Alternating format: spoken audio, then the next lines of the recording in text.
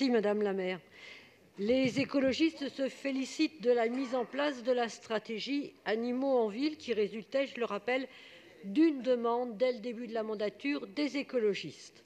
Nous sommes particulièrement aussi satisfaits d'entendre les représentants des différents partis politiques investir ce sujet en cette période.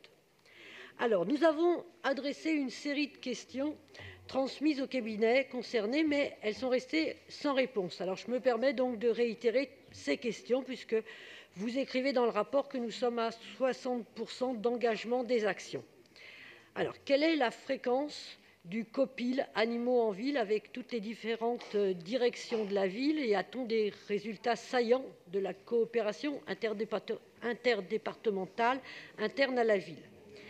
Comparativement aux années précédentes, sait-on globalement comment ont augmenté les contrôles par les services de la préfecture dans les animaleries, les événements accueillant les animaux?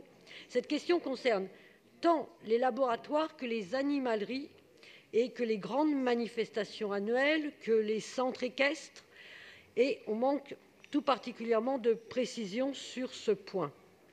Où en est-on du budget alloué à l'identification et à la stérilisation des chats errants suite aux vœux votés lors de l'avant-dernier Conseil de Paris?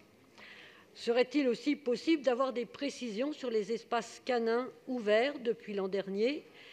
Nous nous étions accordés sur 25 espaces canins lors du vote de la mission. Alors vont-ils voir le jour avant la fin de la mandature? Il est stipulé ici que 3 nouveaux espaces ont été mis en place, portant le total aujourd'hui donc à 13. Nous souhaitons obtenir une cartographie tant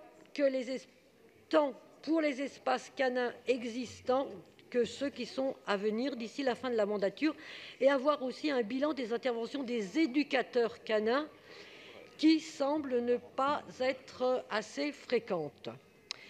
Nous regrettons l'absence d'action réelle sur les pigeonniers. Quand verront-ils le jour? Avant la fin de la mandature? Vous dites qu'un dispositif de sensibilisation du public et de médiation avec les nourrisseurs de pigeons sera déployé. Alors, à partir de quelle période?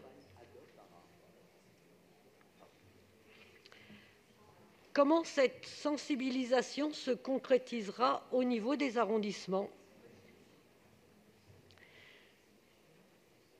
Je ne peux m'empêcher de noter une action qui me tient à cœur, la programmation de la conférence au sujet de la disparition des moineaux, qui se tient la semaine prochaine. Et, peut-être seulement... dommage, ça va être encore reporté. Je terminerai en disant que nous voyons les efforts faits pour plus de communication de la ville en faveur du bien-être animal. Cependant, je regrette que le salon des animaux abandonné a dû être annulé en début de ce mois, alors même que les salons privés de vente de chiots et de chatons hors de prix prennent encore plus de place dans la ville. Le groupe écologiste avait déjà dénoncé cette organisation.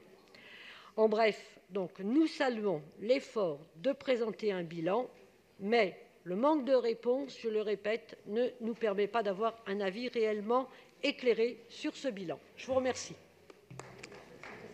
Merci. Et enfin, nous avons Daniel Simonet.